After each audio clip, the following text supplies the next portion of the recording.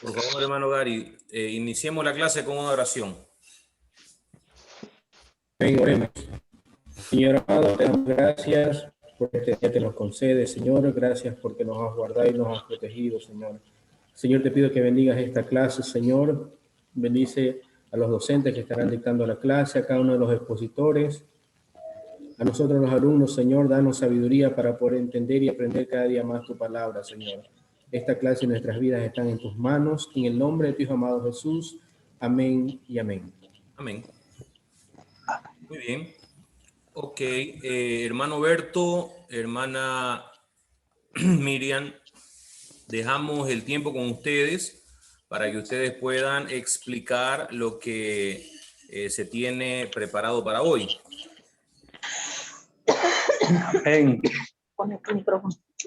Saludamos primeramente a nuestro profesor, a los profesores, ¿no? Al evangelista José Luis, al pastor Haroldo y a los demás compañeros. ¿Me escucha, evangelista? Lo escucho perfectamente. Dios lo bendiga, hermano Berto, hermana Miriam. Pueden hablar para que yo no los interrumpa. Continúan con su exposición. Amén. En esta ocasión nosotros vamos a exponer el segundo mandamiento del matrimonio, ¿no? Que dice, cortarás el cordón umbilical. Primeramente quisiera definir qué significa el cordón umbilical. El cordón umbilical, en términos generales, es un cordón largo que une la placenta de la madre con el embrión o el feto o el niño que está en el desarrollo. El mismo cordón se encarga de transportar nutrientes, oxígeno de la madre al bebé y también se encarga de eliminar los desechos. Entonces, vamos a continuar con la exposición diciendo de que esto se relaciona, digamos, con el matrimonio, digamos, ¿no? La relación que hay de una pareja casada con los padres o terceras personas, que se debe cortar ciertas cosas para que ellos vivan, digamos, solos, ¿no? Que sean autónomos. Vamos a ir a la palabra del Señor en Génesis. Dice, no, en una relación de matrimonio no debe haber intromisión de terceras personas como ser suegros, suegras, puede ser tíos políticos o otras personas. Más que todo de la familia, digamos, ¿no? Enseguida estaremos desarrollando por qué. El matrimonio, diseño perfecto de Dios. Vamos a leer para eso como base en Génesis 2:24, que dice de esta manera: por tanto, dejará el hombre a su padre y a su madre y se unirá a su mujer y serán una sola carne. Al principio, cuando Dios creó a Adán y a Eva, le dijo, ¿no? Esta frase, que el matrimonio sólido se puede resumir en dos palabras: dejar y unir. Entonces, si nosotros hacemos caso a la palabra de Dios en su totalidad, digamos, porque en la Biblia menciona 5 veces este versículo, ¿no? Esto de unirse, de dejar y unirse. Entonces, al inicio de las relaciones entre Adán como marido y mujer, Dios le dio el versículo que leí. La orden dada por Dios a Adán y a Eva contiene 3 palabras cruciales: dejar, unir y carne. Si cumplimos, como decía anteriormente, estas 3 cosas, estamos en un buen camino hacia un matrimonio más saludable, más fuerte y más feliz. Como otro punto tenemos, un hombre y una mujer se unen. donde se conocen y muestran un interés mutuo, se visitan, salen juntos. En ese tiempo descubren diferencias, similitudes en cuanto a sus metas, deseos, sueños y pueden llegar a unirse en matrimonio. Entonces, cuando ya esa pareja está en ese proceso de enamoramiento, se llegan a conocer y deciden casarse, unirse, dice, ¿no? ¿Cómo debe ser la unión? Debe ser, dice, como cuando uno une, digamos, dos cosas, podemos decir dos pedazos de metal con un pegamento sumamente especial que nunca más se pueda separar. Lo mismo debe ser, dice, la unión en casamiento del hombre con la mujer.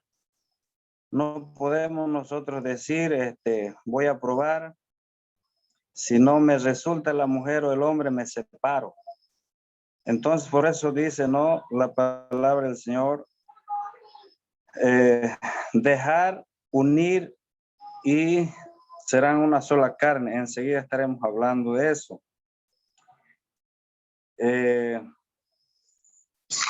Gloria al Señor. Unidos como velas, dice otro ejemplo que pone, ¿no? En el estudio que hemos estudiado en el texto. En las bodas se observa, ¿no? Digamos que ponen un candelabro de 3 velitas, 2 chicas y una grande. Las 2 chicas velas, digamos, es para el novio y la novia. Ellos en un momento encienden las 2 velitas chicas, luego lo encienden a la vela grande.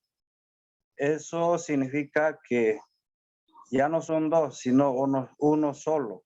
Por eso dice, se unirá y serán una sola carne. Entonces, también dice, no dejemos a nuestros padres. Ahí está el corte del cordón umbilical. ¿Por qué debemos dejar a nuestros padres? Como nos dice la palabra del Señor en Génesis 2:24. Por tanto, dejará el hombre a su padre y a su madre y se unirá a su mujer y serán una sola carne. Esto no significa que debemos romper, digamos, relaciones con nuestro padre, con nuestra madre, tanto del novio y de la novia, sino que quiere decir, digamos, que muchas veces hay problemas, ¿no? Matrimoniales, siempre hay. No es que no hay, nadie está libre de eso. Solo que hay riesgo de que si nosotros llamamos a nuestro padre, a nuestra madre para querer solucionar nuestros problemas matrimoniales, puede ser que mi padre salga a mi favor y hablar mal para la nuera. Lo mismo, digamos, puede resultar en caso de la novia. Si nosotros llamamos, va a salir a favor de la novia y en contra del marido. Pero eso no significa también, digamos, de decir que nosotros nos olvidemos, no cortemos totalmente la relación entre hijo y padre. Dice, ¿no? El texto que nosotros debemos acudir a la palabra del Señor, primeramente como pareja, sentarnos a la mesa y acudir a la palabra del Señor. Orar, pedir la dirección del Señor y aplicar lo que dice la palabra del Señor en nuestras vidas. Dice también, ¿no? Que una vez que uno se casa, el lugar que ocupaba nuestra madre, en el caso del hombre, ocupa la esposa. Y en el caso de la novia, ocupa ya quizás ese lugar que ocupaba su padre, ocupa el esposo. Entonces, como pareja recién casado, tenemos compromiso del uno al otro, como ser, honrarse ocuparse de las necesidades del otro, del uno y del otro, y a obedecerse, a cuidarse y ser sostén del uno del otro en todas circunstancias. Entonces, eso sería una explicación, digamos, sobre por qué debemos cortar el cordón, esa relación que teníamos cuando uno dependía de los padres. Dice también otro punto, hay que cortar el cordón del consejo. Ya les expliqué esa parte, ¿no? Que debemos acudir a la palabra del Señor primeramente. El otro punto sería hay que cortar el cordón económico. ¿Por qué? Se debe cortar la ayuda económica para que no sean dependientes de los padres o crear resentimiento. Así evitar manipulaciones y culpa. Muchas veces se casa el hijo o la hija, pero siguen dependiendo, ¿no? de sus padres. No son independientes económicamente. Porque si dependen de la familia, digamos, de sus progenitores, puede ser que ellos sigan queriendo manipular y no dejar funcionar al matrimonio como debería funcionar independientemente. O quizás se sientan culpables, digamos, ¿no? Los padres más allá, más adelante. Pero uno como padre, ¿qué debe hacer para ayudar, digamos, ¿no? Siempre uno como padre o como nuestros padres, en su buena intención es ayudarnos, tratar de ayudarnos a salir adelante económicamente. Hay un ejemplo, ¿no? En el texto que nos dice debemos aplicar el ejemplo del águila. ¿Qué hace el águila? Dice que cuando vaya a querer volar por sí solo, antesito que el polluelo vuele, la madre lo empuja, dice, ¿no? Al aire, para que pueda, digamos, aprender a mover sus alas y ser independiente. Pero cuando lo empuja, la madre dice que baja, va por abajo de la cría, y si quiere caerse, lo sostiene en sus lomos. Entonces lo mismo nosotros debemos hacer, dice, ¿no? Ayudarle. En cierta manera, digamos, hasta que puedan alzar vuelo, quizás en sus estudios, si están estudiando, luego para que puedan tener una casita, un hogar, ¿no? Hasta ahí nomás, no seguir manteniendo. Porque si nosotros seguimos haciéndolo dependiente del Padre, ¿qué va a pasar cuando ya ellos ya no estén aquí en la tierra, cuando ya partan a la presencia del Señor? Entonces, a eso se refiere el corte del cordón umbilical. De aquí en adelante va a continuar mi esposa con la exposición. Saludo al profesor con la paz del Señor y al pastor Haroldo y a todos mis compañeros en este momento. Voy a continuar con la exposición que dice, ¿no? Del mandamiento número 2, cortarás el cordón umbilical. Hay un punto también importante donde dice, dejemos en el olvido los amores del pasado. Dice que no debemos recordar a los amores del pasado porque eso nos trae problemas, ¿no? A la pareja. No debemos guardar cosas, fotos, peluches o algún recuerdo, ¿no? Tengo como ejemplo una amiga que guardaba los peluches y su esposo le dijo, seguramente guardas de cada uno de tus amores. Entonces eso le estaba acarreando, ¿no? Problemas en el matrimonio. Y también otro punto donde dice, debemos dejar en el olvido problemas del pasado. Pueden ser, ¿no?, que nos haya pasado así cosas malas y no debemos recordar eso porque nos va a traer frustraciones y no nos va a dejar vivir bien como pareja. Dice, ¿no? Tenemos un ejemplo en Miqueas 7:19. Perdón, hermano. Miqueas 7:19, que dice así: Dios perdona nuestros pecados. Él volverá a tener misericordia de nosotros, sepultará nuestras iniquidades y echará en lo profundo del mar todos nuestros pecados. Amén. Es por eso que dice así, no, la palabra Dios nos limpia de todo pecado. Entonces no tenemos para qué estar recordándolo, ¿no? Porque Dios ya nos perdonó. Otro punto también que dice, debemos dejar en el olvido lugares del pasado. Tenemos como ejemplo dependencia emocional o material de los padres. Otro punto, lugares donde han experimentado cosas sin su cónyuge.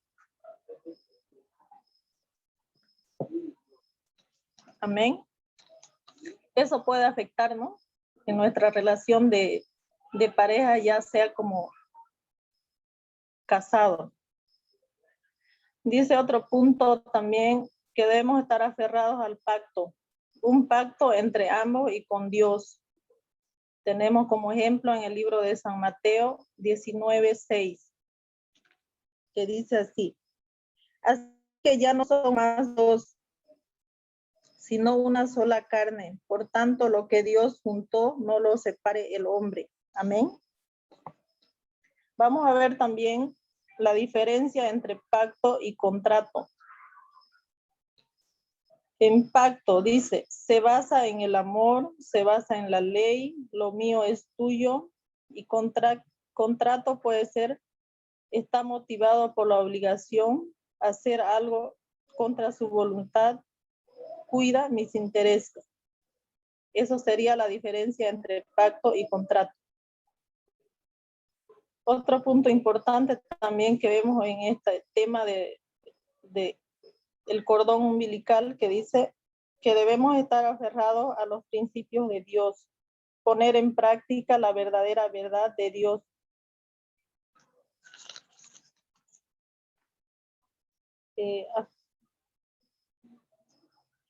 Aferrados a los principios de Dios, también nos enseña la Biblia. La Biblia debe ser el manual que nos acompaña en todas las áreas de la vida. Es la que nos enseña, nos guía, nos da sabiduría, nos enseña a amar, a perdonar y a hacer, y nos lleva a ser mejores personas. Otro punto dice también, cuidado con las canciones de amor. Tenemos como ejemplo en Ezequiel 33, del 31 al 33. Vamos a dar lectura a la palabra del Señor. Y vendrán a ti como viene el pueblo, y estarán delante de ti como pueblo mío, y oirán tus palabras y no las pondrán por obra.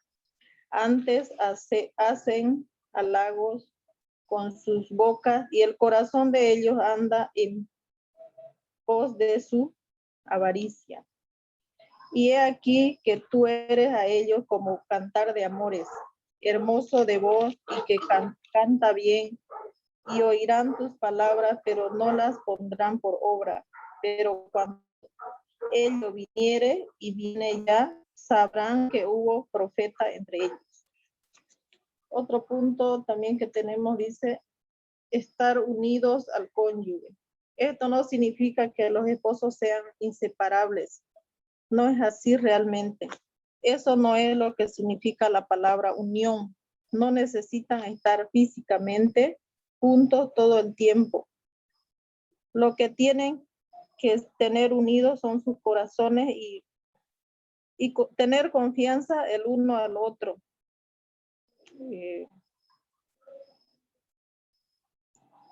tenemos como ejemplo, lo que a mí me preocupa, a él también le preocupa. Si lo insultan a él, es como si me insultaran a mí.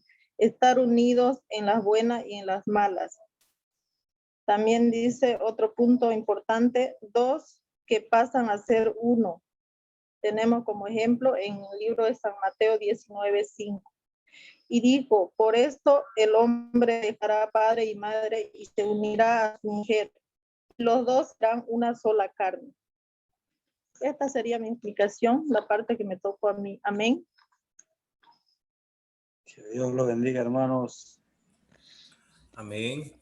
Muchas gracias por esa exposición y por el tema que prepararon para esta ocasión. De todas maneras, como recomendación para todos los demás, tomar en cuenta el tiempo, 15 minutos a reventar por exposición, es decir, que entre el uno y el otro expositor deben combinar muy bien, resumir y dar la parte principal.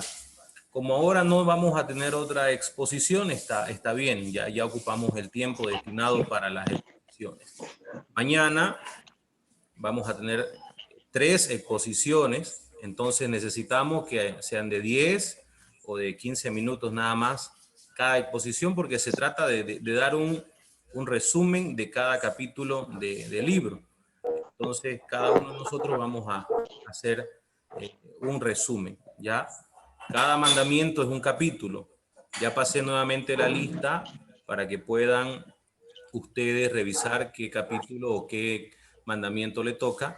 Mañana tendremos al expositor del mandamiento número 1, del mandamiento 3 y del mandamiento 4. Y ya la próxima semana los demás. Muy bien, vamos a tomar la foto.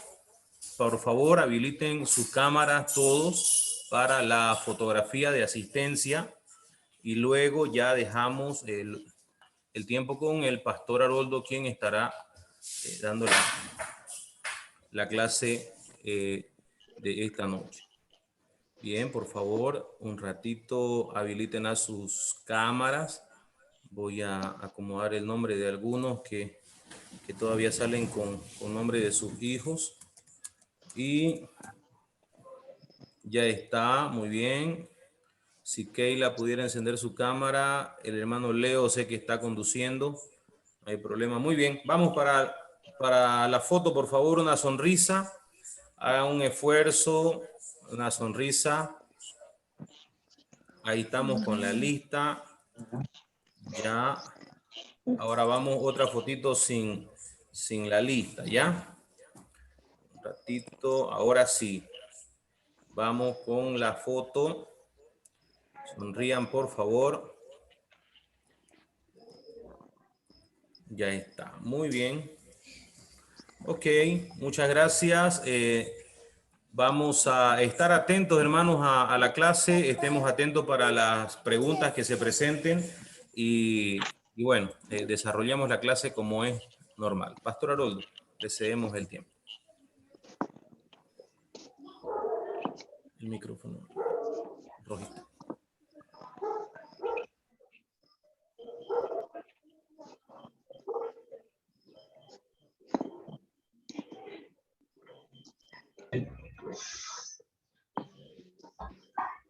Bien, hermano, les saludo con la paz del Señor.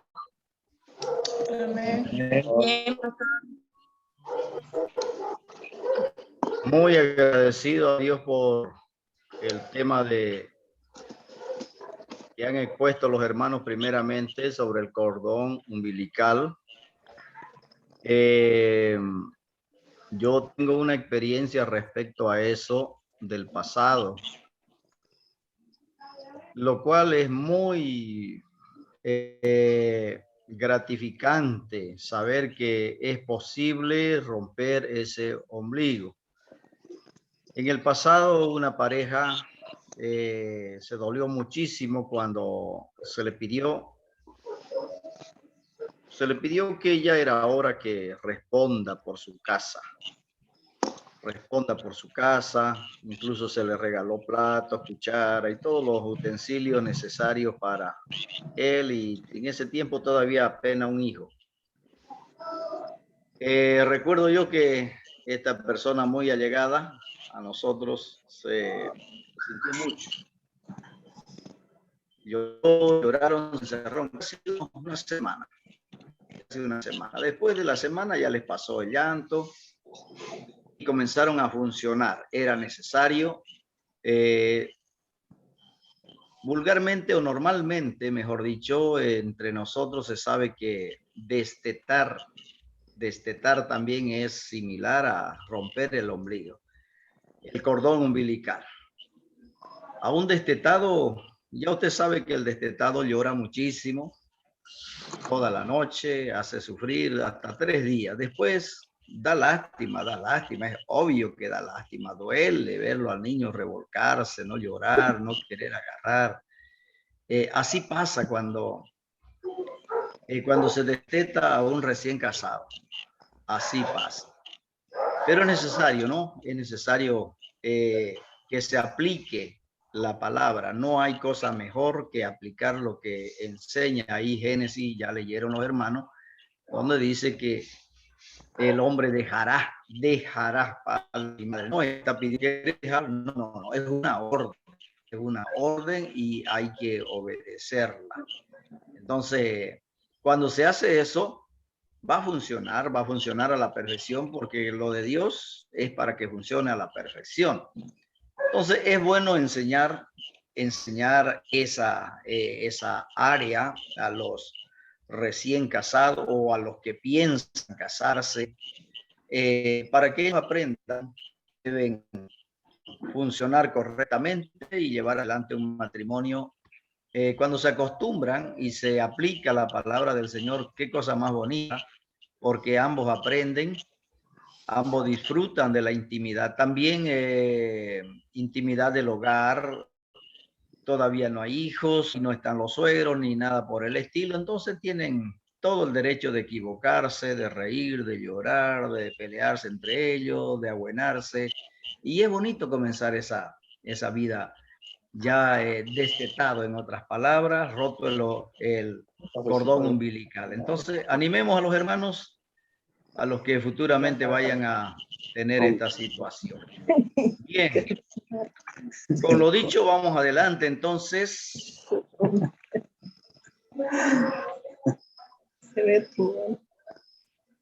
Y vamos a entrar al tema de, simplemente para repasar. ¿Se acuerdan ustedes se acordarán ustedes que yo me salté al segundo tema? La semana pasada lo iniciamos, ¿no? Y nos saltamos. Bueno, y ustedes por consideración no me dijeron nada. Pero bueno, gracias a Dios por todo. Todas las cosas ayudan a bien. La familia de Adán. Vamos por acá. La familia de Adán, vamos al manual. En el punto número 2, la familia de Adán. Lo que Dios le dijo. Los bendijo Dios. Le dijo que fructifiquen. Dios dijo, hagamos al hombre a nuestra imagen. Adán dijo, esto es hueso de mis huesos, es carne de mi carne. La mujer fue entregada al hombre como ayuda idónea. No es bueno que el hombre esté solo, dijo Dios, y le dio esa ayuda. Ayuda significa capacitada, como está escrito en el manual. Vemos en el punto 1, en este capítulo, prosperidad y experiencia de la primera familia. Adán significa rojo y Eva significa vida. Aquí habla de lo que pasó con el primer hijo de esta pareja, Caín. Ya sabemos que todo lo que él hizo. Toda familia en realidad pasa momentos bien cruciales, ¿no? Dentro de la relación. Pasa momentos cruciales, pero también hay la alegría de la primera pareja. Al tener hijos, tuvieron una alegría muy grande, gracias a Dios. Hubo también amargura de la primer pareja. Lo hay en toda familia. La familia de Adán cultuaba a Dios. Habla de que ellos comenzaron a invocar el nombre del Señor. Realmente acercarse a Dios es lo más maravilloso, es lo más maravilloso. Creo que el hogar funciona perfectamente, se va a desarrollar ampliamente cuando toma el principio de cultuar a Dios. Es parte de nuestra vida. Nosotros estamos ligados al Señor porque fuimos creados a imagen y semejanza suya. Entonces, Él tiene que ser la razón de nuestra existencia, de nuestra adoración, etcétera. Esa pareja nos enseña eso, que ellos cultuaban a Dios. El hogar cristiano, el matrimonio es bendecido por Dios cuando se preserva los principios de la santidad. Cuando hablamos de santidad, hermano, recuerdo a este gran predicador como era el Spurgeon. Él decía a los miembros cuando los bendecía en la noche de matrimonio, otros le decimos, cuando se casa alguien, ¿qué le deseamos? Le decimos nuestras mejores palabras, nuestros mejores deseos de prosperidad, de bendición, que sean felices, etcétera. Él le decía simplemente diferente a los demás, vivan en santidad. Así le decía Spurgeon a los recién casados, vivan en santidad.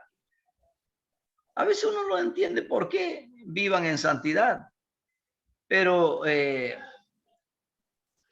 pues un consejo sumamente sabio oír eso, porque de ahí va a depender. La santidad habla de estar separado del mundo, no tiene que haber la bulla del mundo, la mezcla del mundo en nuestro matrimonio, en nuestra relación, peor si somos cristianos, ¿no? Entonces vivir en santidad es estar alejado a todo lo pecaminoso, a todo lo malo, etcétera.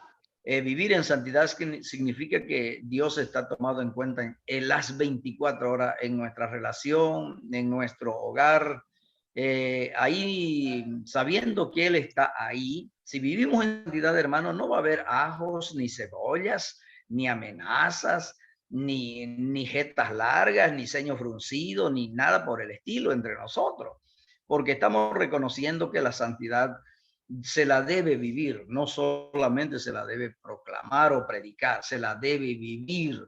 Sabemos que el Señor tiene que ser el centro de nuestro matrimonio. Entonces, decía bien este predicador al decir eso, la santidad, el hogar cristiano. Un hogar santificado produce felicidad, verdaderamente. La familia y la devoción a Dios. Toda familia tenemos que aprender, hermano, a dar gracias a Dios, no solamente por la comida, sino hay tantas cosas por las que hay que dar gracias al Señor. Como enseña la palabra del Señor, Deuteronomio capítulo 6, ustedes saben lo que Dios dijo a Moisés que transmitiera al pueblo, que nunca se olviden, que hay un solo Dios y que a Él hay que amarlo con toda la mente, con todas las fuerzas y con todo el corazón. Y que su palabra tiene que estar en nuestra mano derecha, en nuestra frente, que tenemos que enseñar a los hijos cuando nos levantemos, cuando nos acostemos, cuando estemos con ellos andando por el camino. En fin, en todos lados, el tema o la charla principal tiene que ser educación a nuestros hijos, a nuestros vástagos, porque ellos van a seguir nuestros pasos de lo que significa Dios, de lo que debe significar Dios para ellos. Entonces, tiene que haber devoción, hermano, tiene que ser algo práctico a nuestros hijos. Amén. Entonces, vamos a practicar eso. Vamos avanzando en el manual y llegamos al manual del hogar cristiano. El hogar del manual cristiano. Muy bien. Todos sabemos que el manual, siempre venimos predicando eso. Mostramos la Biblia como no solamente el manual de la felicidad, alguien dijo, sino que lo toma también como el mapa del cristiano. Y ese manual, hermano, es la palabra. Es la palabra. ¿Sí? Muy bien. Entonces, la Biblia no puede estar exenta. Pueden haber otros materiales en casa, ayudas para sacar algún ejemplo, porque es necesario también ayudarnos con otra clase de literaturas que nos edifiquen. Pero nunca se sustituye la Biblia, hermano, con otros materiales. Tomen muy en cuenta eso. Jamás se va a sustituir la palabra por otra cosa. El manual del hogar cristiano, entonces, por sobre todas las cosas, es y tiene que ser siempre la palabra del Señor. La palabra del Señor, la vida cristiana. Un matrimonio guiado por la palabra es una bendición, va a ser una bendición. Y eso es lo que nos enseña en Proverbios 30, nos muestra también el Salmo 119. Vamos a otro punto, el punto 4, la importancia de la familia en el plan divino. Vamos a tomar en cuenta acá y escuchar. Dios instituyó la familia, es la base, y la base para esta verdad es la Biblia, la palabra de Dios. ¿Qué es la familia? Ahí hay un concepto respecto a lo que es la familia. Teológicamente, la familia es el conjunto de personas presentes que viven bajo un mismo techo sobre la protección o dependencia del jefe de la familia, que viven en la intimidad del hogar y que se comunican y se ayudan recíprocamente. Teológicamente, tómenlo en cuenta, hermanos, ¿ya? La familia es el conjunto de personas que viven bajo el mismo techo. Se entienden, se comprenden. ¿Qué es el hogar? Es el ambiente donde vive una familia. Puede ser humilde o muy fina, o fino el lugar donde vive la familia, la casa, no importa. Pero es un ambiente, sea caro, sea humilde o como sea, si ahí viven personas, ese ambiente se llama hogar. Atributos de la familia, vemos acá algunos paréntesis muy bonitos. Atributos de la familia, así como Dios tiene atributos, hermanos, también la familia tiene atributos. Muy bien. La vida íntima conyugal, solo el matrimonio justifica y atribuye legítimamente la unidad de marido y mujer. Tenemos que saber eso.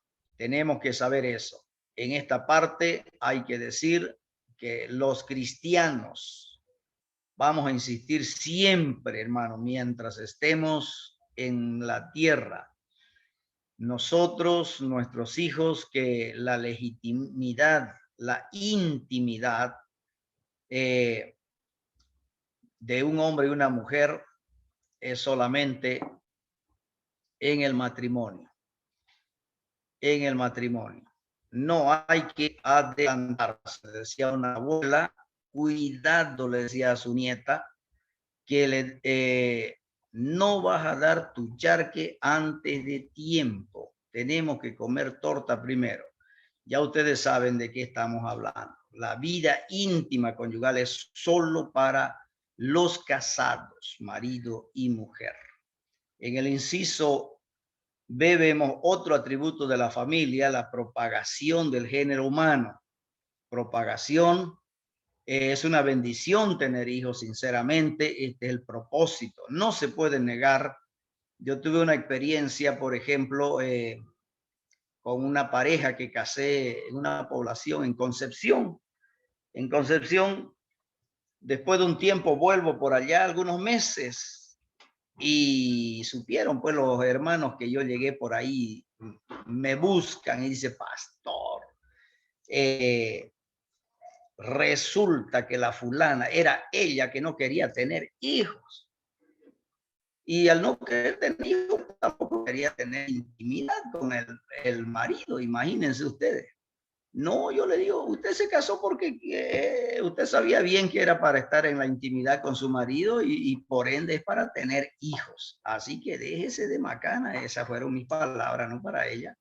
Y a criar hijos se ha dicho. Nada, lo estaba haciendo sufrir al pobre hombre. Lo estaba haciendo sufrir, porque es un sufrimiento. Ya los hombres saben de qué se trata eso. Encontrar hijos para la propagación del género humano. Nació la idea de Dios, debemos tener hijos, es una bendición tener hijos, hermanos, es una bendición. En este tiempo moderno, hablan siempre los casados de esta época de tener 2, de tener 3 máximo. Bueno, hasta 3 es bonita, ¿no? Es bonita la familia ya con tres muchachos. Pero si a alguien se le ocurre seguirle el ejemplo a Nene, no hay ningún problema. ¿Sí? Él quiere tener 6 hijos en esta época. Para nosotros es raro, pero él quiere y si él puede, magnífico. No hay ningún problema, hermano Berto, que usted llegue también a ese número. Otro atributo de la familia, la subsistencia. La subsistencia. Básicamente la motivación en el desempeño cotidiano, trabajo, además del ejercicio de las profesiones, el sustento, el confort, etcétera. Sí, está bajo nuestro cuidado eso, ¿no? El atributo de la familia es obligación del marido proveer para su casa, como dice la palabra. Otro atributo bonito que tenemos acá es la educación. Sí o sí, hermano, no podemos dejar nosotros que sean los profesores del colegio, de la escuela que eduquen a nuestros hijos, ni mucho menos los profesores de la escuela dominical. Son los papás los llamados a educar a sus hijos. Todo lo que los hijos hacen en una iglesia cuando llegan, usted se va a dar bien cuenta cuando los hijos llegan a un lugar de culto. Si ellos destruyen todo, quiere decir que en su casa usted no sabe educar a su hijo. No le dice a qué está yendo al templo, no le está enseñando que hay que sentarse, etcétera, etcétera. Lo que es un niño en su propia casa lo demuestra fuera de su casa. Así que es nuestro trabajo, hermano. No hay que abdicar, alguien dijo, esta responsabilidad a los demás, a los profesores, al pastor, a los cooperadores, a los profesores de la escuela, del colegio. No, es responsabilidad nuestra como padres, la educación de los hijos. Amén, hermanos. ¿Me estarán escuchando esto? Amén, pastor. Amén, pastor. Tenemos Amén. otro atributo que es afecto. Sí, diga. ¿Alguien me llamó? Bueno, otro atributo tenemos afecto. Las relaciones afectivas, fraternas, cordiales son importantes en la familia. Sí, tenemos que aprender. Antes de eso tenemos un poquito más de educación, sigue. Protección, creo. Sí, de educación, protección. De educación, protección. La protección, como todo papá, hermanos, los papás naturalmente sabemos que tenemos que proteger a nuestra esposa, proteger a nuestros hijos, proteger los bienes que hemos adquirido. Es más, cuando un ladrón está queriendo robarnos, hacemos los machos. Y bueno, aunque, como dijo un pastor, si yo no puedo pegarle, dijo, aunque sea lo muerdo, dijo, porque, pero ya no tenía ni diente. Pero él por lo menos hacía la intención de defender a su familia en este sentido. Así es el papá, hermano. Así es el papá. Está llamado para un atributo bonito que tiene tanto papá como mamá, la protección de sus hijos, de su hogar, la paz, la tranquilidad, la unión, la protección, etcétera. El afecto. es otro atributo muy hermoso, hermanos, que no puede estar ausente el afecto en una familia cristiana. Hay algo muy fuera de lo normal por desconocimiento, por ignorancia a la palabra, obviamente. Parece que los de las alturas, vamos a decir, lo de las alturas de nuestro país, se criaron así, sin afecto. ¿Ha notado usted, esposos y esposas al estilo europeo, especialmente alemanes, son fríos, secos, no tienen afecto? Sí, no, así nomás. No hay risa, no hay caricia, no hay cariño, no hay palabras bonitas, no hay cordialidad. Como cristiano, hermano, nosotros no podemos decir, es que yo soy de por allá, del altiplano, por eso soy así, así nos criamos nosotros.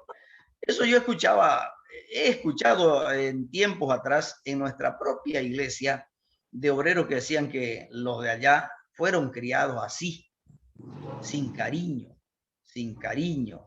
muy desamorados, y por eso ellos actúan de esa manera. Es más, ya vimos en estos últimos desenlaces fatales de feminicidio, ahí se animaron a hablar varias señoras del altiplano diciendo que ya están demasiado cansadas de tanto maltrato de parte de sus maridos. No hay afecto, no, nunca hubo cariño.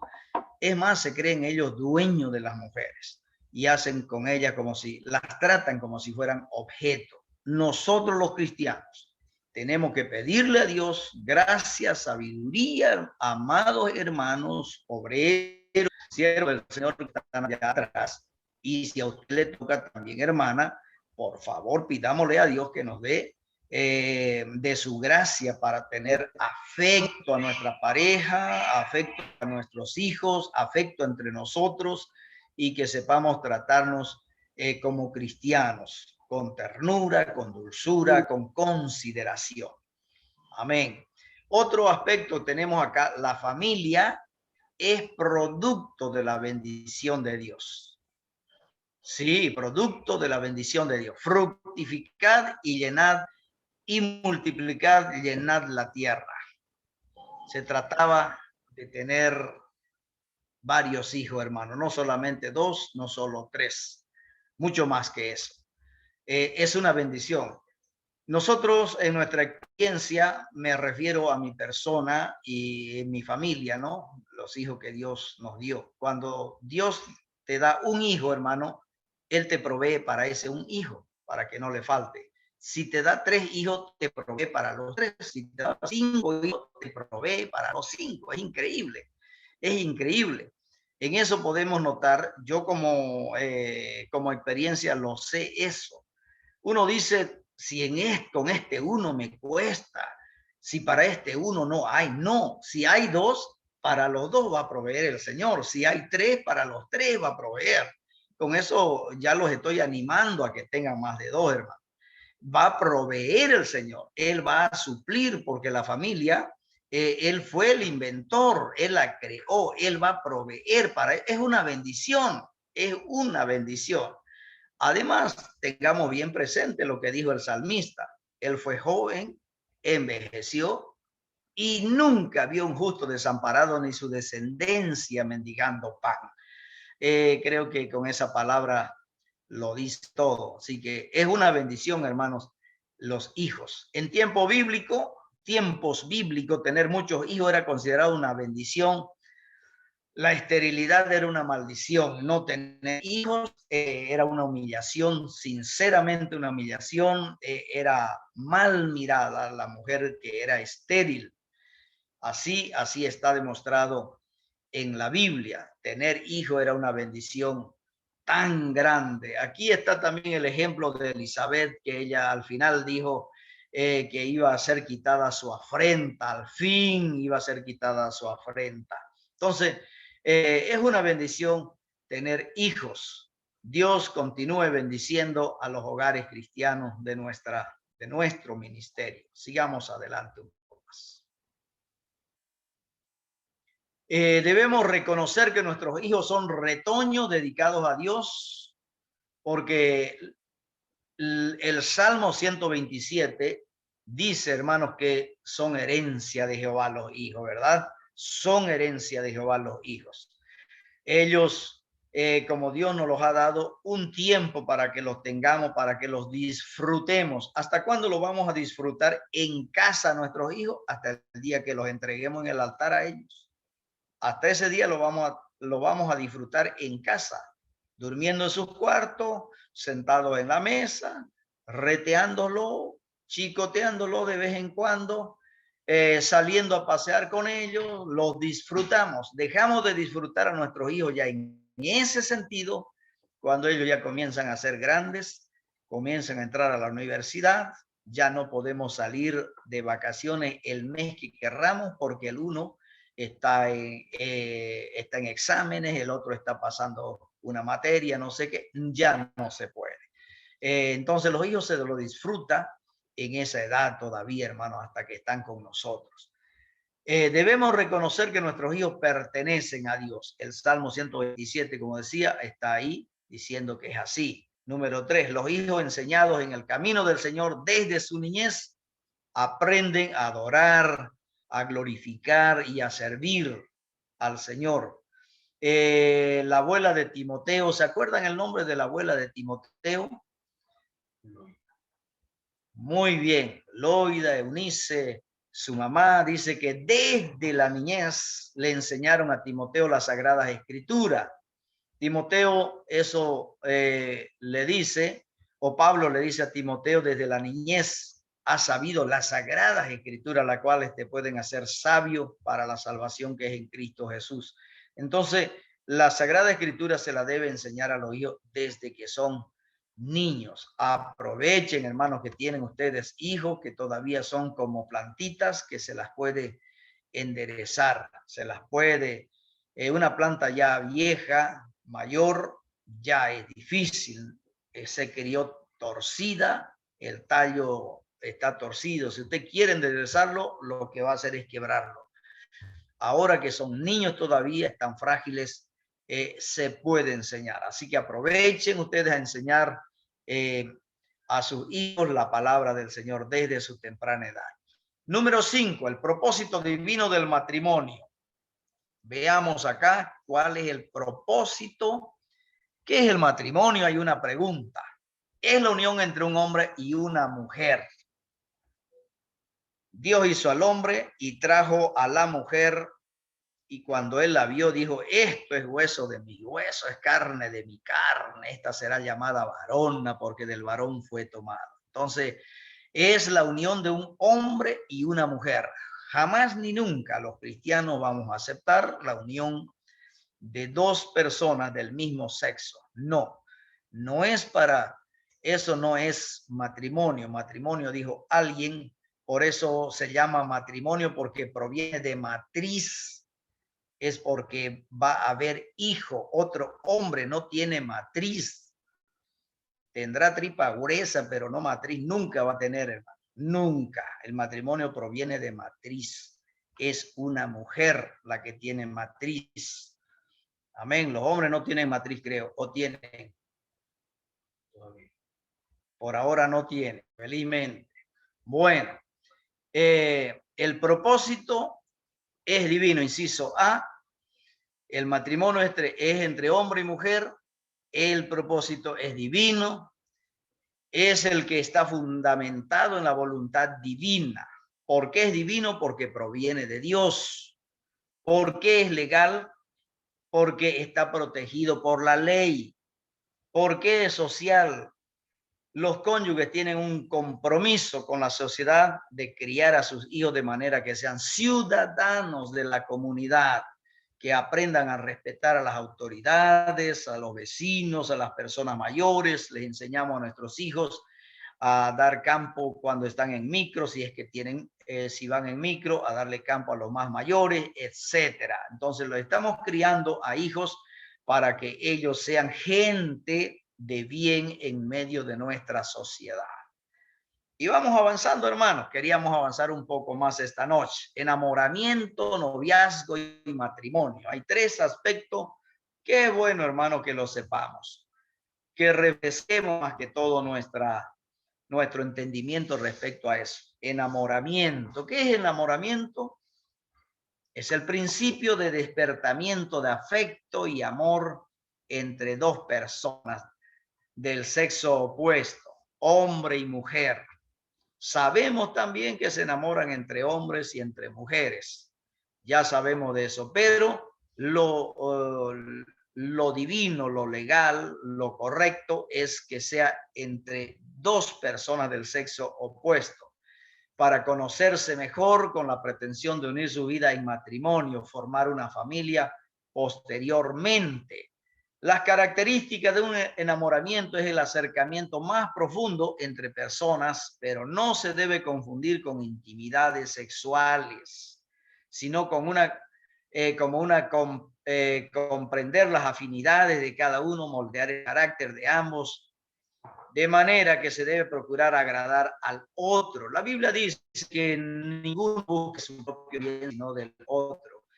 Enamorarse es simplemente para ir conociéndose, pero ya evitar de antemano que no es el enamoramiento, no abre, ya vamos a entrar al punto del noviazgo, no abre puertas para ninguna práctica que no sea cristiana. Acá hay un comentario que dice, infelizmente el enamoramiento en nuestros días dejó de ser algo romántico. Entonces, ¿qué es el noviazgo? Pasamos al noviazgo. Es la preparación para el matrimonio anunciada a la familia de ambas personas. Se reúnen en la casa de ella. Normalmente, si es lo que pasa en nuestra denominación, la presentación para noviazgo. El día está preparado para ir a conocer la casa de la novia, con el novio, con la familia, los papás del novio llegan allá y ahí hay una cena o alguna cosa para compartir.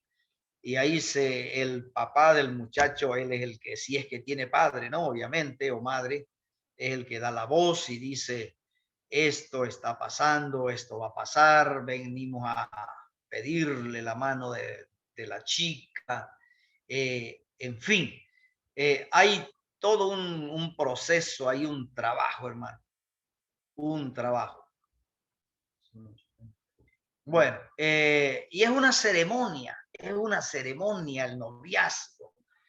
El noviazgo es ya cuando esos enamorados decidieron que legal dar otro paso más adelante ya para concretar un futuro matrimonio. El noviazgo es cuando ya las relaciones están confirmadas que ella lo quiere, ha dejado al de la derecha, al de la izquierda, que con el ella dice entre todos los pelones que habían por ahí, dice con ese pelón. Se queda con ese, los demás quedaron al otro lado. Bueno, y luego del noviazgo ya viene el matrimonio. El noviazgo, reiteramos, volviendo al punto 1 del enamoramiento y noviazgo, no es para prácticas íntimas o sexuales en el tiempo del noviazgo. Aquí sería fantástico. Ustedes enseñen ahora que todavía están sus hijitas chiquititas, adolescentes, hermanos. Hay que enseñarles bien a las niñas que cuando llegue la época del enamoramiento y noviazgo, que eviten los besitos, los abrazos, dijo, yo lo sentí muy bueno también, y justamente el que escribe este libro sobre el matrimonio es Tim LaHaye, algo así es su nombre. Este tipo dice que el primer beso es lo más hermoso. Yo no lo disfruté porque no fui cristiano en mi época, nos unimos nosotros siendo impíos con mi esposa, pero él dice, y lo considero correcto, hermano, que el beso que no se olvida es el que se da ahí en el altar, el primer beso. Si el chico y la chica fueron cristianos de verdad, se guardaron, nunca se besaron, no se estrujaron, no se manosearon, no saben qué es beso. Ahí, el primer beso que nunca olvidarán, el primer beso que se dan en el altar cuando se casan. Y el último beso también que se da a la pareja es el que se da cuando él o ella muere. Son los dos besos que no se olvidan en la vida de consejero matrimonial. Entonces, enseñemos eso, hermano, que el noviazgo cristiano evita y priva y debe cerrar las puertas para prácticas no cristianas dentro del noviazgo. Se debe llevar en santidad, en respeto a la pareja, a la persona, a él o a ella, ¿no? Porque no solamente crea usted que los hombres son atronados con las chicas, le faltan el respeto. Hay peladas, hay muchachas, novias, que son alborotadas. Ellas se le van a los muchachos. Entonces, de ambas partes nomás ocurre esta situación. Pero de ambas partes también hay que cuidarse. Hay que cuidarse. Bien, avanzamos a otro puntito acá. Propósito de Dios para el matrimonio. Lo tengo aquí. Sí, ya lo veo. El punto 3, edificación del hogar y la familia. Propósito de Dios para el matrimonio. ¿Estamos?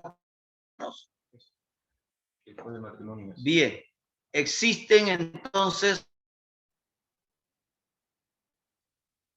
4 propósitos de Dios para el matrimonio, los cuales son, vamos conmigo, vamos leyendo ahí, la felicidad de la pareja, compañerismo, intimidad y complementación de la pareja. Compañerismo, intimidad y complementación de la pareja. Tercero, dar origen a nuevos hogares y formar nuevas familias para la preservación de la raza humana. Y cuarto, preservar la comunión y el respeto entre las personas. Interesante. Propósito de Dios para el matrimonio, la felicidad de la pareja. Ninguno busque su propio bien, sino el del otro. Nos casamos no para ser feliz nosotros, sino para hacer feliz al otro, con nuestras actitudes, con nuestras maneras, con nuestra forma de ser, qué le gusta, qué no le gusta, le gusta dar una vueltita. Vamos a tener que aprender a hacer esas cosas que nunca en la vida las hicimos, hermano. Por algo es conocimiento de una nueva etapa de la vida, ¿no? Pero en cualquiera sea de las etapas de la vida, el deseo de Dios es que la pareja sea feliz. Entiende que él lo haga feliz a él, que él la haga feliz a ella en todos los aspectos o sentidos de la vida. Número 2, compañerismo. Hay que saber, hermanos, que el matrimonio es para que él y ella, en toda circunstancia de la vida, tienen que ser compañeros, en las buenas, en las malas, en la salud, en la enfermedad, en los viajes. Ella es la copiloto, en fin. Hay un obrero que dice, mi esposa sabe manejar bien, dice él. Cuando yo voy manejando, ella dice, frena ahí, apártate acá, es por aquí, es por allá, así hacerlo. Y no me deja manejar, porque ella sabe bien manejar, porque es su compañera, va con él, prácticamente lo molesta, ¿no? Lo fastidia. En ese sentido, como dijo Jacinto López, tampoco así. Pero hay que ser compañeros, hermano. Tenemos que saber que somos compañeros, no podemos andar solos, pensar solos, trabajar solos, etcétera. No, el matrimonio es para el compañerismo. Adán se sentía solo y para él no había de ninguna manera, estaba feliz, era obvio, de poner nombre a los animales, de ver las travesuras de los reptiles, de los animales, de las aves, en fin, pero para él no se halló ayuda idónea, dice la palabra. Entonces, fue ahí donde Dios dijo, no es bueno que el hombre esté solo, necesita este muchacho, dijo, una compañera, y le hizo su compañera. Entonces, es el complemento, es para ser la compañera de la vida. Es para la intimidad y complementación de la pareja. La intimidad íntima, obviamente, no puede faltar para nada dentro de una relación matrimonial. Tenemos que saber que eso tiene que funcionar sí o sí. Todos los hombres y mujeres ya que han pasado por estas etapas de la vida, ellos saben que eso es parte de una unión matrimonial, la intimidad y complementación de la pareja. Número 3, dar origen a nuevos hogares, formar nuevas familias. Increíble, ¿no? Ya yo tengo 3 hijos formando nuevas familias. Ya son familias, hermano. Ya son familias. Y como dice un hermano del Beni, le nació un hijo varón y dijo, gracias a Dios tengo un nuevo reproductor.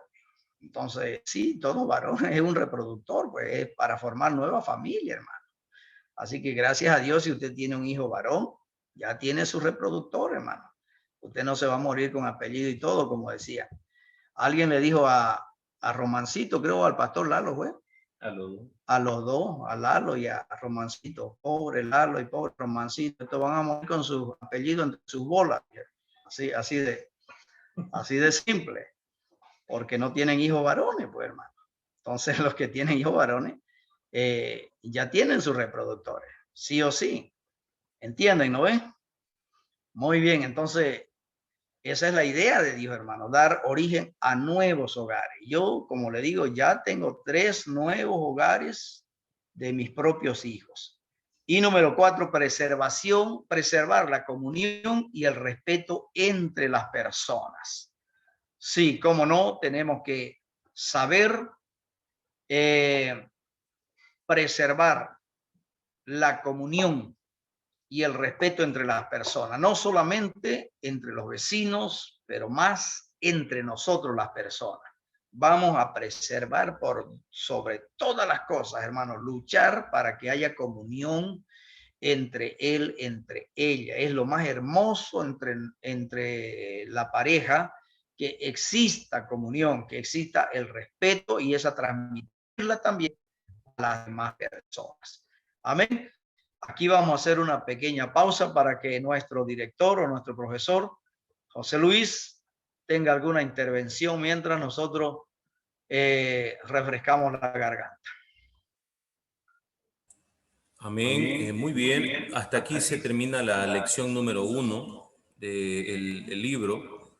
Entonces ya enseguida entraremos a la lección número 2, que lleva por título La edificación del hogar y la familia. Sería muy interesante escuchar de ustedes si es que hay alguna pregunta, alguna consulta de los aspectos que se han tocado hasta aquí. Hemos hablado, el pastor ha explicado los puntos principales de esta lección, que es la prosperidad y experiencia de la primera familia, el hogar cristiano, el manual del hogar cristiano, la importancia de la familia en el plan divino, el propósito divino del matrimonio, y se habló de las 3 etapas: enamoramiento, noviazgo y matrimonio, que abarca todo lo que es la primera lección. Sería bueno, si ustedes tienen alguna consulta, alguna pregunta, que es la ocasión y la oportunidad para luego proseguir. Lo escuchamos, hermano.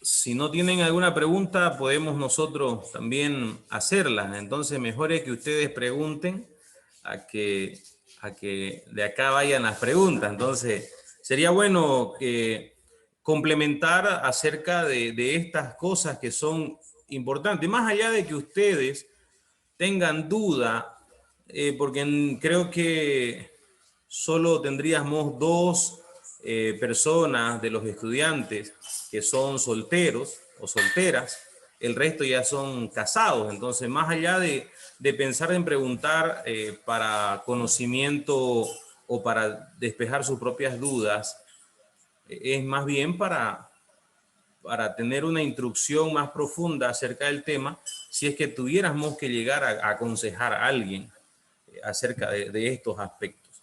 Porque tomemos muy en cuenta que no nos estamos preparando para simplemente agrandar nuestro conocimiento personal, sino que ya estamos en una preparación ministerial. Y eso es lo que ustedes tienen que pensar como tales. Son profesores de escuela dominical, son personas que están en actividad en la iglesia, y siempre hay personas que requieren un consejo de alguien. No todos llegan a los líderes, no todos llegan al pastor, y ustedes son personas que están ahí en contacto con todos los demás. Entonces, si no hubiera alguna pregunta, pero podemos esperar, por ahí alguien se anima. Pastor, quiero hacer una intervención. ¿Me escucha? Sí, lo escucho. Hable, pastor. Lo que más, digamos, para mí, y yo creo que para los compañeros también, como usted dice, que ya estamos ahí como maestros, como personas de confianza en la iglesia, los hermanos. El punto importante para mí que me ha tocado en esta noche es ese punto del enamoramiento y noviazgo, que es lo que mucho en este tiempo, a veces como jóvenes, ¿no?, cometen, digamos, eso que lo ha explicado muy bien y muy clarito ahorita el pastor Haroldo, que eso es lo que nosotros debemos inculcar, enseñar, tanto a los jóvenes como también a los papás, ¿no? Porque a veces los padres son los que a veces no tienen el conocimiento, y por eso es que ellos a veces permiten o confunden, digamos, que el enamoramiento y el noviazgo es para llegar más allá, digamos, ¿no? Entonces, y personalmente ya yo he tenido intervenciones así también con algunos matrimonios, ¿no? Y jóvenes. Tiempo cuando estuve con el pastor Sergio, allá fui 5 años de líder de los jóvenes y mucha experiencia tuve, porque gracias al Señor, ¿no?, eso me enseñó también a poder comprender que, como decía el pastor Haroldo, para nosotros fue otro tiempo, porque no nos casamos o enamoramos en los tiempos que no conocíamos, éramos impíos, ¿no? Pero hoy, cuando ya nosotros sabemos, tuve mucha experiencia con jóvenes, porque a veces no es fácil ser el líder cuando tenemos jóvenes un joven de 15, 16, 17 años, a veces es más fácil de liderarlo, pero cuando hay jóvenes de 25, 23, quizás unos 27 años, entonces jóvenes maduros ya, digamos, entonces tienen problemas, ahí es más. Tiene que estar uno, lo que estamos haciendo ahorita, aprender, ¿no?, de otras personas, de otros pastores con experiencia. Gracias al Señor, porque tenemos nosotros un pastor, nuestro pastor presidente, muy experimentado en eso, digamos, ¿no?, en esa área. Entonces es muy bueno que nosotros debemos aprovechar esa enseñanza. Entonces mi consejo también sería, y recibo esa palabra del pastor y de lo que usted está diciendo, que ya nosotros somos personas que quizás no todos confían en uno, pero hay una buena parte de los hermanos que confían en uno, y bueno, llegan hacia uno, a nosotros, pues, a pedir un consejo. Y ahí donde nosotros ya tenemos que estar también, dar un buen consejo, ¿no?, especialmente a los papás y a los hijos, porque esto que quede claro en los papás y en los hijos, que el noviazgo y el enamoramiento no es para para tener o para llegar al sexo mientras no sea matrimonio. Qué bonita esa experiencia, que esa enseñanza que dijo el pastor Haroldo haya sido para nosotros bien, ¿no? El primer beso que nunca habíamos tenido contacto. Pero gracias al Señor eso nos sirve para que nosotros también podamos enseñar, ¿no? Eso sería lo que yo podía acotar más, digamos, ¿no? Para enriquecer lo que estamos estudiando en esta noche. Amén. Amén, pastor. Yo tengo una preguntita, Evangelista. Lo escucho. Hable, hermano. Para dar consejo, más que todo, hay una edad cierta donde pueden llegar al matrimonio. A ver, no le entendí muy bien su pregunta. Yo digo, quiero preguntar algo para dar consejo mayormente a los jóvenes, porque de eso se trata. ¿Hay una edad cierta para llegar al matrimonio? ¿Cuál sería la edad aconsejable para casarse? Para llegar al matrimonio. Ah, bien. Bueno, yo prefiero que sea nuestro pastor quien conteste esa pregunta, ¿no? Normalmente, hermanos, las leyes de nuestro país consideran mayor a una persona ya apta para responder por sus actos después de los 18 años. Pero cuando usted comienza a ser totalmente responsable, según las experiencias y las enseñanzas que uno recibe en el transcurso de su vida, el hombre o la mujer comienza a partir de sus 21 años, comienza a ser bien responsable de sus actos. Tiene otra mentalidad, ha madurado, ya comenzó sus estudios superiores, sabe lo que quiere en la vida, etcétera. A partir de esa edad, 21, 22 para adelante, es una edad muy propicia. Sabe, nosotros los que nos casamos antes de ese tiempo sin conocer a Cristo, por la gracia de Dios estamos juntos. Por la gracia de Dios llegamos a conocer y a aprender y a adecuarnos ya a lo, porque estábamos sin culpa, ¿no? Porque éramos ignorantes. La mayoría hemos llegado así al matrimonio, pero lo aconsejable es, una vez siendo ya persona mayor de edad, de los 18, antes de eso todavía es inestable su mentalidad en todos los aspectos. Es un muchacho, es inestable, no sabe lo que quiere, y esa es la pura verdad. Cuando se enamora a un adolescente y se le quita esa mamadera del enamoramiento, o a su enamorada o enamorado, ella es capaz de volverse loca o morirse. Después de un tiempo le pasa, ve otro mejor que ella o mejor que él y se prende del otro. Y eso pasa eso. Porque antes de esa época ni sabe lo que quiere. Después recién madura. Un hermano le dijo a una joven, vos te vas a llamar Débora. Ella tiene otro nombre. ¿Por qué Débora? Le dice ella. Porque te devora a todos los muchachos. ¿Me entienden? Es que esa chica todavía no había madurado. Una vez ya está entrando en la etapa de adulta. Ahora sí, ya sabe lo que quiere. Va a dejar esa vida ya va a dejar de llamarse Débora. Va a tener otro nombre.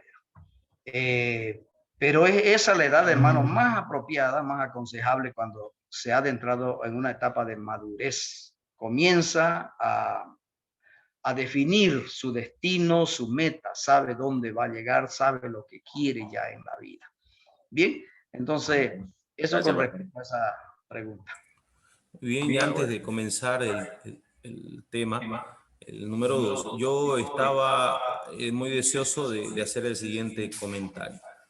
Es importante que nosotros comprendamos el tema del hogar y de la familia en base al modelo bíblico, cristiano bíblico.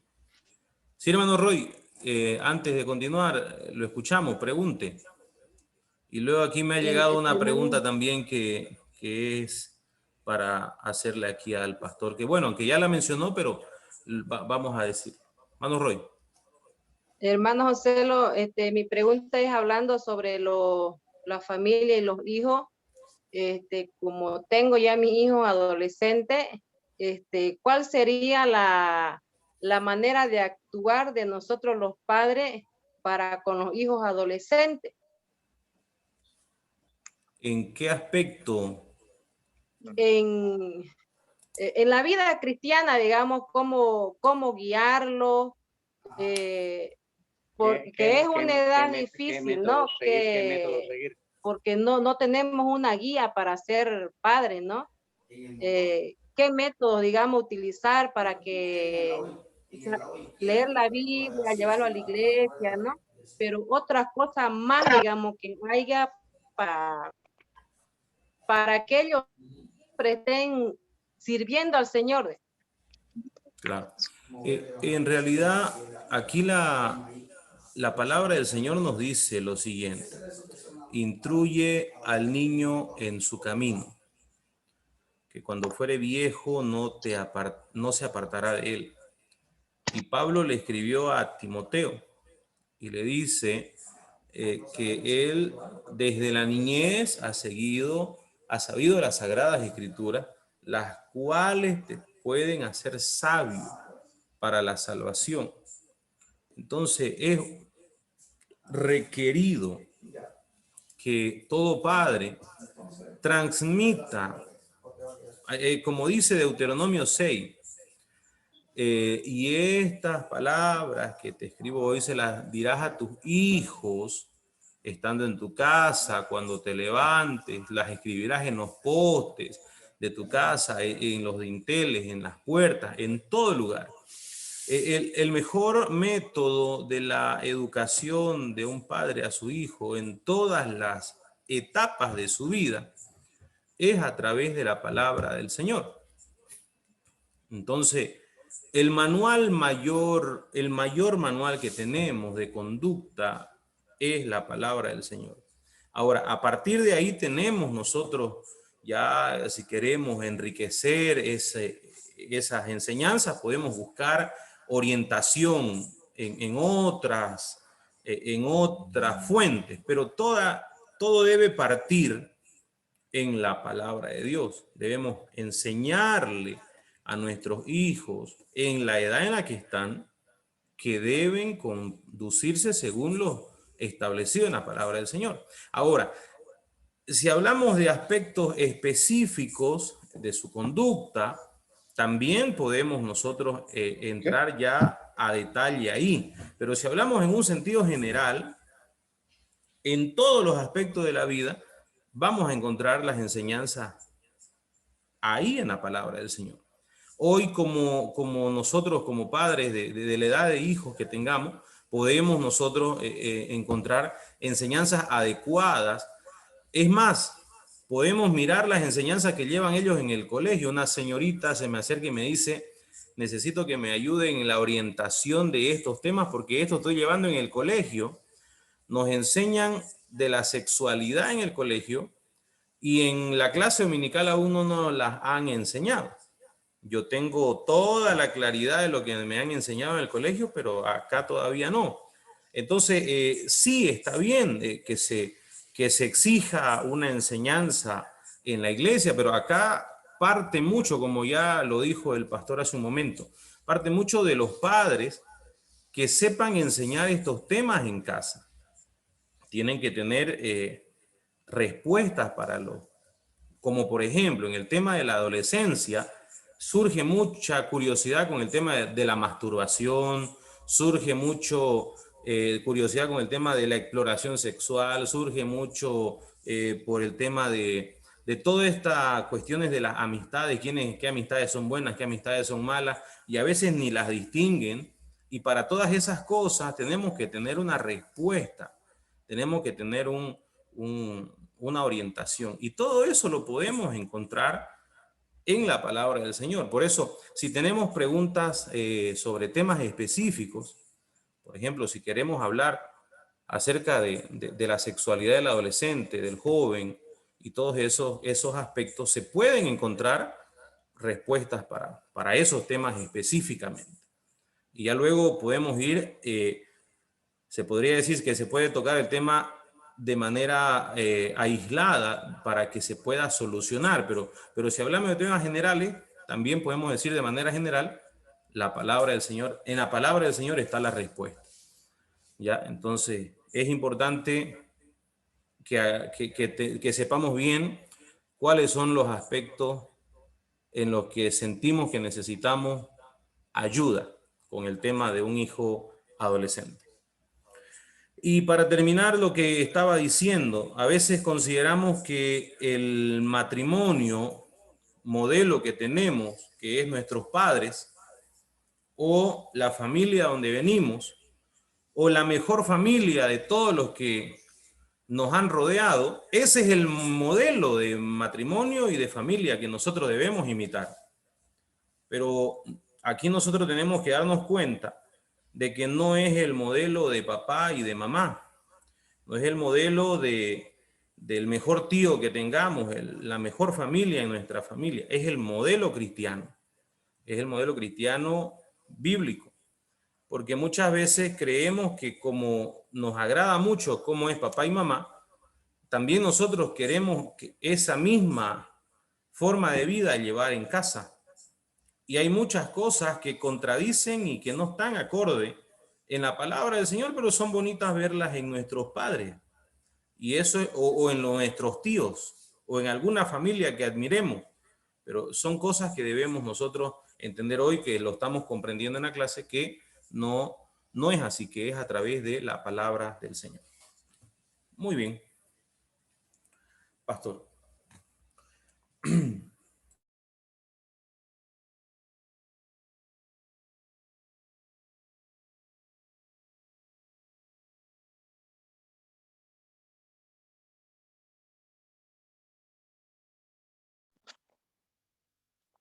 Su audio del pastor no se escucha.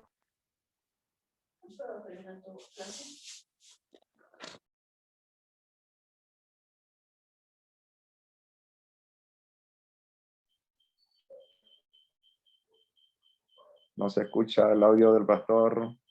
Bien, vamos a repetir, hermanos. Sí, estaba con el micrófono apagado.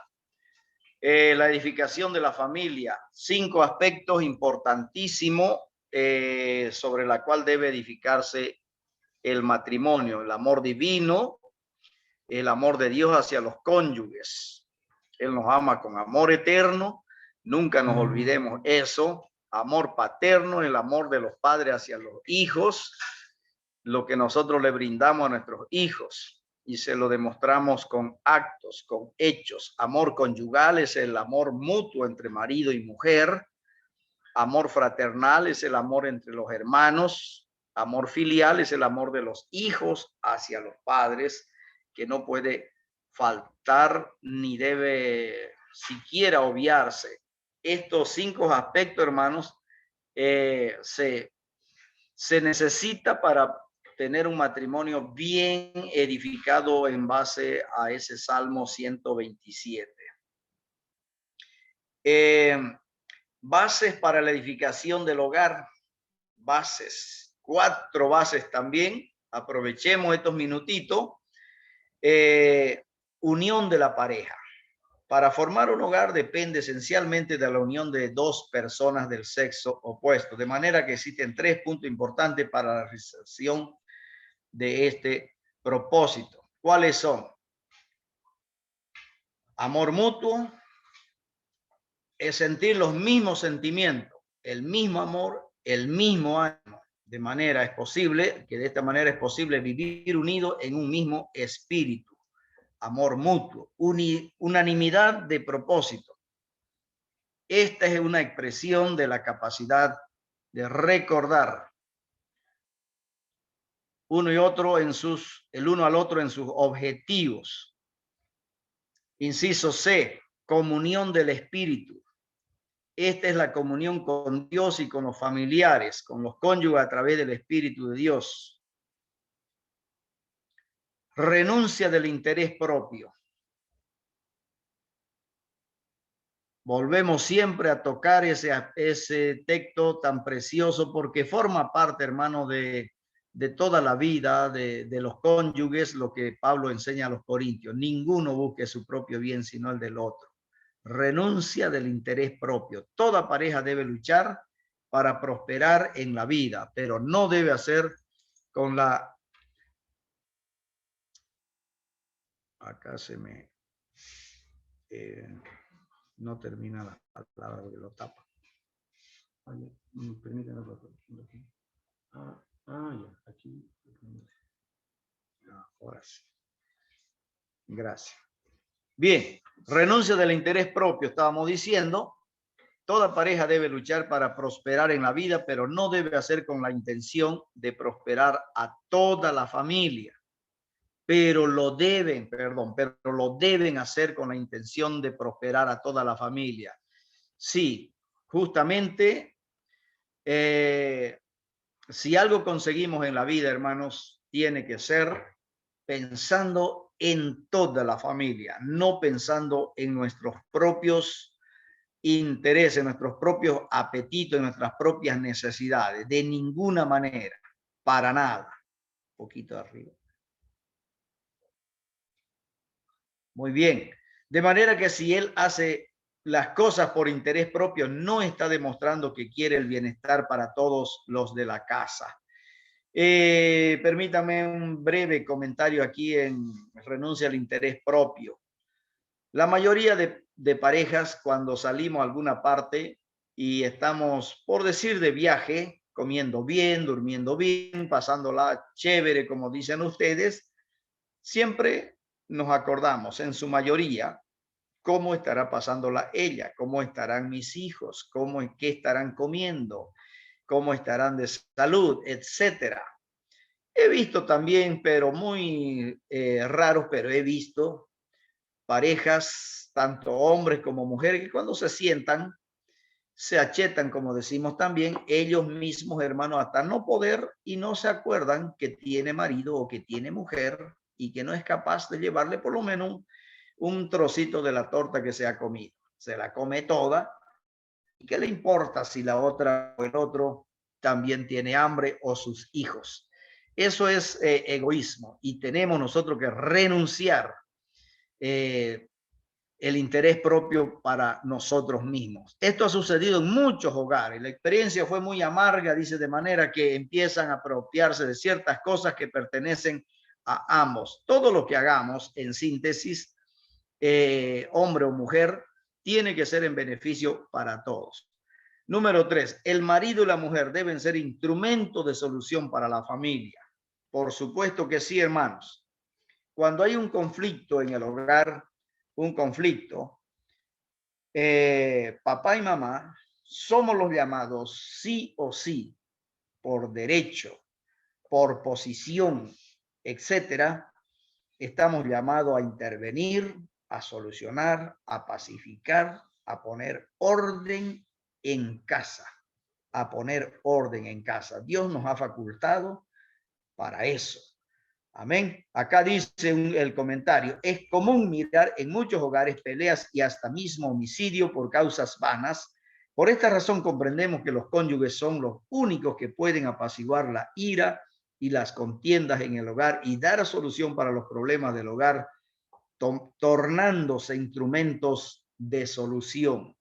Procuremos ser instrumentos para solucionar cualquier situación y no tornarnos una carga en medio del problema, hermano. Nunca vamos a hacer solución siempre. Número 4, la educación de los hijos depende del marido y de la mujer. Libros que enseñan que no hay que abdicar, lo que dije yo en el transcurso de la primera parte, la educación al profesor de la escuela dominical, al profesor del colegio, etcétera, son tareas que nos competen tanto a papá y a mamá. Es cierto que la mamá tiene el peso más grande en la casa de enseñar, de hacer las tareas con el hijo, porque el papá llega tarde, llega cansado, trabaja en otra parte, etcétera. pero eso no le quita la responsabilidad a él también de darle una solución, una palabra, un punto culminante a la instrucción de su hijo con su palabra. Siempre la palabra y la presencia de papá en casa trae respeto, hermano, es sinónimo de respeto. Y el hijo obedece. Por algo dice la mamá, ya vas a ver cuando llegue tu padre. Es porque papá, hermano, es la figura, la Biblia pues así lo designa, ¿no? Cabeza del hogar.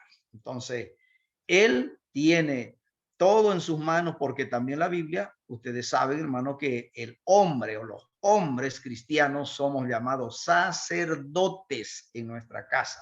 Sacerdotes, somos los primeros en dar el ejemplo, en instruir la palabra a nuestros hijos, en guiarlos por el camino, y tenemos a nuestro lado una gran aliada para enseñar a nuestros hijos también, nuestra esposa. Pero es entre dos que se hace este trabajo.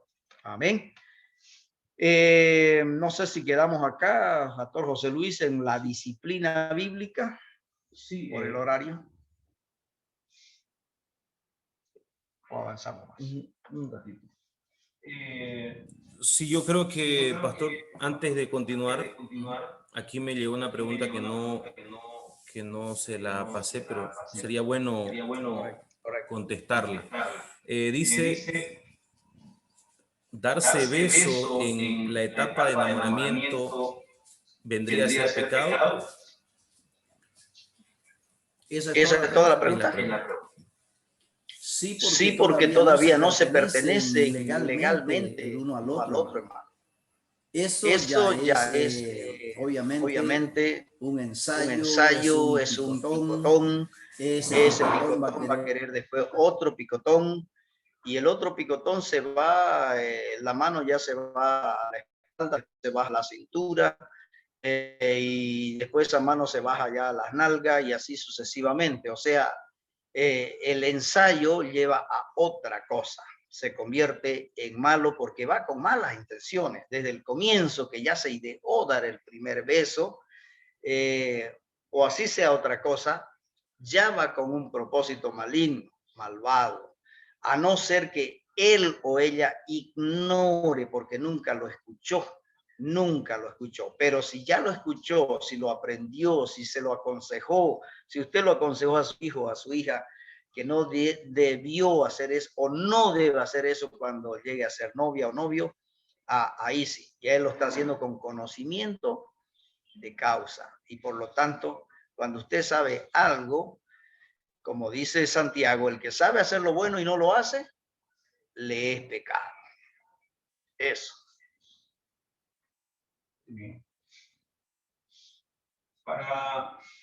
Para que podamos terminar por lo menos este otro punto, ya que ha sido contestada la pregunta. Si usted tiene alguna pregunta para hacer, puede hacerla ahorita. Si no, vamos a pedir al pastor que continúe la explicación del siguiente punto para que luego la clase ya la podamos terminar. Porque vamos, a ver, hermana Araceli. Pastor, paz del Señor a los pastores y a todos los hermanos.